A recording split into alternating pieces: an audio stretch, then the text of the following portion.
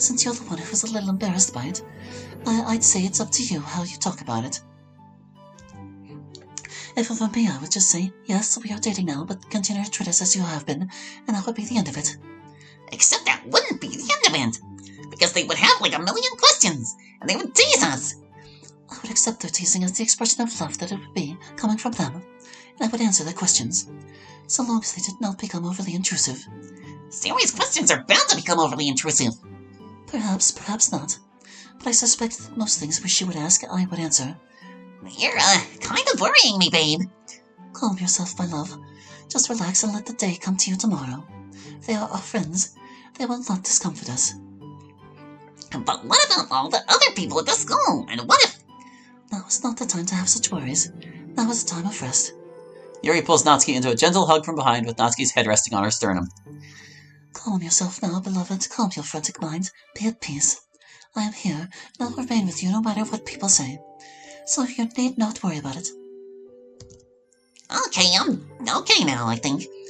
Are you sure you do not wish to come in? Well, yeah, I wish to come in, dork. But I can't. Gotta go home. I understand. Call me or text me when you get home, alright? I will. Yuri kisses Natsuki slowly on the forehead. Natsuki kisses Yuri back very gently and slowly, but firmly on the cheek. Yuri leans into the kiss and seems to drift away mentally. It is an apparently well-practiced ritual. Without another word, Natsuki turns and walks away. The next day. That's amazing. Well, it's not like it was terribly difficult. Well, you're making it sound like it's not terribly difficult, but I bet it was. Everyone I know at the school other than you is kind of afraid of the student council. They have a reputation for being kind of strict. They are. So what are they like? Tell me about them. Well, there's Mina. She's the president. Very status-obsessed girl, but in a quiet way rather than a bullying way. She's the real reason they're so strict. She's strict. She's like me in some ways. She's a perfectionist. She wants everything just so. Except you use your powers for good and she uses hers for evil. Not evil. The student council does a good job and they have important hard work. But I would say maybe she's a little weirder than I am. And she doesn't respect me by default. She only respects you if you make her. I see. And you probably make her. Yes, anyway, there's also Mary, her little henchman, the vice president. She's the actually meanest one. She's a little bit of a sadist. But she likes to be the one who is kind of the enforcer, the one who gives bad news and cracks down on rule breaking. She sounds awful. Well, in some ways. But everyone has their good points and bad points. Harry is also very fair. She has a very, very strong sense of right and wrong. And she will fight about it if she thinks people are being treated unfairly, even with the rest of the student council. Even if yesterday she got into a screaming fight with that same person she's now defending. She doesn't take anything personally. Huh. Yeah. Let's see, then there's Yukio, treasurer. He's the richest one, very polite, but a little formal once you get to know him. Then he becomes very warm and affable, at least with their boys. Yeah, I know about him. One of my old friends is really close with him. I've met him a couple times. He's really open and friendly with the guys, but he gets really shy about girls. I remember people used to tease him about it. Yes, that still happens. I think that's part of the reason he resorts to formality a lot. It's his safe haven from that kind of thing. Still, though, he's extremely vulnerable to even light flirting from girls, so that works to my advantage, or rather our advantage. And then there's the secretary, Hiroyuki. He's the Natsuki at the student council. Ah, say no more. Yeah, there's more to him than that, but I feel like that gives you most of what you need to know about him. Fair enough. Oh, hey, Miss Ida. How was your vacation? Well, it was okay. I didn't do much, to be honest. But that was pretty nice, actually. We are glad to see you back and feeling a little less tired. A bit less, yes. Ready to participate more in the club instead of falling asleep at my desk. Well, that's good at least. Anyway, see, there are other people who are technically members of the student council who are appointed. They occasionally make committees, like the student ethics committee, and appoint people. I myself have been one of those in the past. But those are the more important elected ones. I see. Ah, there's my favorite person in the world.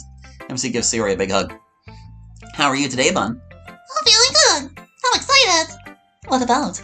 Well, today, you're probably going to hear about Natsuki and Yuri! If they're here. Of course, you hope they don't skip. Maybe they'd skip because they felt bad. But if they're here, then they'll probably talk to us about their relationship. And that's exciting. It would help to prevent them from feeling bad if we didn't push them about that, Sayori. They will talk to us about that when they're ready. So let's not pressure them about it. What happened last week happened. They know it. We know it. They know that we know it. It's not going to make them feel more comfortable to possess on whatever their relationship is. But, sweetheart, I know you're happy about this, but please, you need to try to just let them be. And not make this a big deal for them. Otherwise, they'll feel uncomfortable in here. And if they don't feel comfortable, then we will never, then we never will hear all about them being cute together. That's true. I'll do my best. Although, speaking of, I wonder what's... Look, I know what you're all thinking. For now, let's do club as normal, please. Assuming that's possible. It is not only possible, but we're going to do it right now. The only question is what to start with. We could do free time, or names from a pencil case, or poems. Or we could really switch things up and do emails first for once. Or maybe someone has a club bot ready earlier than usual. If we do the names from a pencil case thing, your name is the only one left asking. So you'd get to decide what we do. I think I'll save that for later. Why don't we just do things in the order we usually do them? I think it's good to do poems first. You come in with that excitement to share your poem, and then you can deliver it. And then the rest of the club is a little less stress. Alright then. Poems first it is. This week we had to take a line from a book and both use it as inspiration for the poem and include it in the poem. Who wants to start? I'll go first this time. It, not I. I'm going to grab this bar. Do it. God, I hate touchpads. Got the bar. Okay. I fell and hurt my leg. I could slap a band-aid on it, or I could cry and clutch it. I had my heart broken. I could have a cry, take some time, and move on, or I could torture myself forever. Pain is inevitable. Suffering is optional. When I'm cut or burned or smashed, it'll hurt, but I don't have to hurt. Very philosophical. Almost Buddhist, really. You contemplate the inevitability of physical pain or even emotional pain. But you wish to distinguish that pain from suffering. Yes, exactly. Bad things happen and it'll hurt. But, you can take that pain into you and make your soul hurt, or you can just move on. Of course, sometimes it's really hard to move on, but that's what I've learned. Does the title refer to the last stanza? It might hurt, but I don't have to hurt. Yep, you got it. Huh. That's an interesting distinction. I thought so. I would have thought normally that if you say it hurts and I heard, it's the same. But, I'll have to think some more about this one. Well, I get exactly what he means. This is like my whole life philosophy. You never let it hurt you. I'm not so sure. What do you mean you're not sure? Well, I think you, as in you personally, hurt very often. I just think you've gotten really good at pretending like you don't and acting tough. Oh, I think he's quite right. Anyway, really great job with this poem, see? It's nice and short and it really makes an impact. It's really easy to understand. But at the same time, it doesn't sound simple or trivial. It's really profound. My genius boyfriend. Okay there, bud. No need to overdo the flattery. Someone else want to take the stage? Certainly. I'll go next. Okay, got it. Good. It's frightful. It is nothing to die. Death is just a moment. You're here 1 minute and gone the next. And no matter how painful it may be, it always brings an end to that pain. It is frightful not to live for uncounted eons, infinite missed experiences, a whole universe unfolding, and you will miss it all. What's the actual literary quote here? The quote is, it is nothing to die, it is frightful not to live. From Les Miserables by Victor Hugo. In the original, does he mean it the way he's made it? Like, not being alive to experience things is way worse than just the act of dying. No, not really. In the original, what is meant is that dying is not nearly so bad as being alive and not living fulfillingly, I think. Oh. So you reinterpreted it from the being an uplifting exhortation to live well and turned it into a depressing existential freakout. On brand. We almost forgot to ask MC what his quote was from. Oh, the quote was, "Pain is inevitable, suffering is optional," and it's a quote from Haruki Murakami's memoir about long-distance running. Very interesting choice. As the Monica's poem, she likely meant the artistic choice she did because the original quote struck her wrong. Yes, that's it. The "it is frightful not to live" part was really striking, I guess. I eventually realized what the author actually meant, but I had already interpreted it this way. And I poem about it. Isn't it a little upsetting, constantly having to be reminded of this worry of yours? The whole death thing? Like, no one likes death, but isn't it better to just live while you still can? That seems like the real point of the quote. That's more easily said than done for me, MC. Everywhere I go, most of the things I do, I'm reminded of it. And it's even worse since I know the whole universe depends on the existence of another universe I have no control over. Believe me, I like living. I love it. I wouldn't be so upset about death if life weren't so amazing. I just don't ever want it to end. Or anyone else's to end. As long as you're happy enough for the time, I guess. I'm happy all of the time. Happy and terrified of losing that happiness. But let's move on from my angst. Who's next? I'll go. The Island Devils. Far away to the northeast, there's an island in the sea. On the island there live a band of some wicked devils. They invade and kill and plunder. They are very hateful. But then one day, a teenage boy went out to conquer them. He went on his own, and I was afraid because the devils seemed so terrible. And it seemed so unusual for a boy of that age to make such a fight. But he is no common child.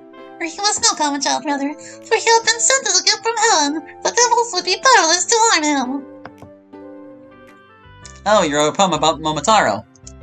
Yeah. It's just kind of a poem about Momotaro, though. Like, it's literally just his story. I don't know, kind of weird. Well, it's very interesting that you should say that. What does everyone else think? Well, I have my suspicions. But the last stanza is the direct quote, right? I think I remember that line being in Momotaro, or something very close to it. Yes! Excellent. The topic aside for a moment, I think the poem is a fairly standard CRE work. I think you have hidden all the potential cleverness of the poem in the little joke you're telling to yourself. If that makes sense. Yes! I know it's not the best poem, but I wrote it because it makes me happy. Well, not sure I follow what the hell you guys are talking about at all. But if it made you happy to write, then go on, Sayo. Natsuki, it's clearly about MC. The devils are Sayori's inner demons in this. And she's amazed he just fights them with no fear. And she finds it amusing to analogize her favorite childhood story with her boyfriend. Oh yeah, but why would you just tell her like that? Because she knows I think it would be awesome. Which it is. You go next, dearie. I'm gonna go last. Alright. Alrighty, as we can get this bar. I don't know what that's. Mayathon? Mayathon. I am a corpse, lying across the school floor. My hair is draped on a chair and purpling it.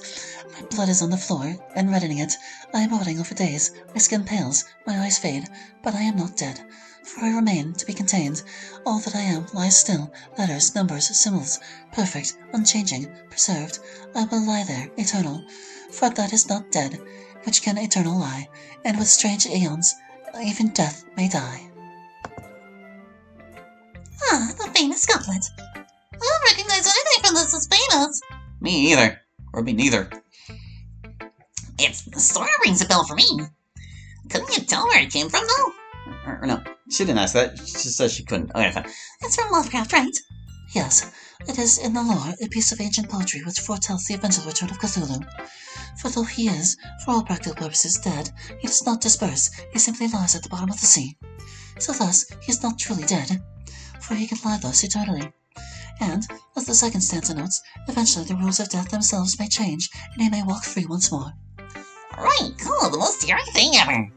You got really graphic and awful with the stuff about you, but I guess you were making an analogy. So you're Cthulhu now, that's what you're saying. We all are somewhat. But yes, I in particular am the subject here. This was one of the first thoughts I had when I understood what we were. That as a piece of code, I could eternal lie. And so it has come to pass that I have returned from death. Its dominion over me is tenuous at best. My body has collapsed into chaos and oblivion, yet here I stand. I thought that was an interesting poem topic. It sure is! What else did you think of the poem, Sayori? Nothing! Oh, you don't like it. I didn't say that! Minimalistic feedback is your usual response when you do not like a poem. I do it sometimes when I like the poem. Sometimes I honestly don't have anything to add. I don't like to comment on a poem unless I think I have something that helps the author if I say it. And a lot of the time I don't because I'm the dumbest person here. Come on, Bun, that's enough. You are not the dumbest person here. Certainly not. I liked the poem, Yuri. It was pleasingly straightforward for you. with a simple, graspable metaphor. Nice to have that once in a while from you. I accept your feedback, but do not promise to continue writing straightforward poems. I would expect nothing less from you. Alright, that's enough! It's my turn to do a poem. Okay. Just the sprinkles. Show me who you are, babe, or don't. I already know. The cake that is your life is made of sugar, butter, dough. Of ideas shining bright and bold, a wit that sees and mocks, a treasure heart better than gold. I've undone all your locks. And then the icing while it's still warm, a frosting rich and sweet, a tender face, a lovely form, a visual bonus you can't beat. Things you hide, the things you hate, for fear that they are strange. They're just the sprinkles on your soul, and they're not so hard to change.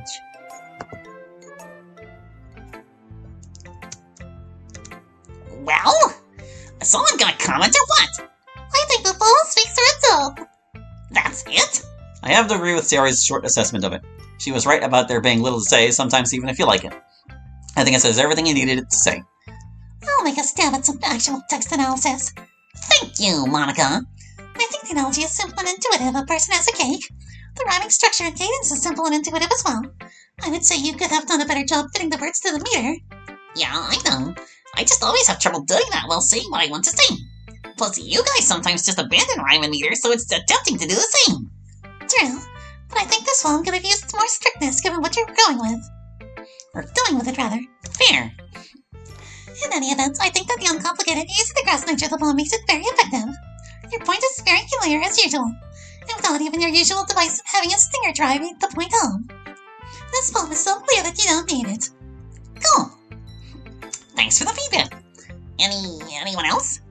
I do not believe so, although I note that you probably didn't take a line from a book as the theme demanded. Yeah, but I really wanted to write this poem in particular. I do not think anyone blames you. Alright then. Monica, I would now like to cash in my turn to decide what we did. Well, we're going to let her do that next time because I'm out of time for this recording session. So thank you for watching, I hope you enjoyed, and we'll catch you next time with more Club Meetings Season 3. Hope to see you then. Bye-bye.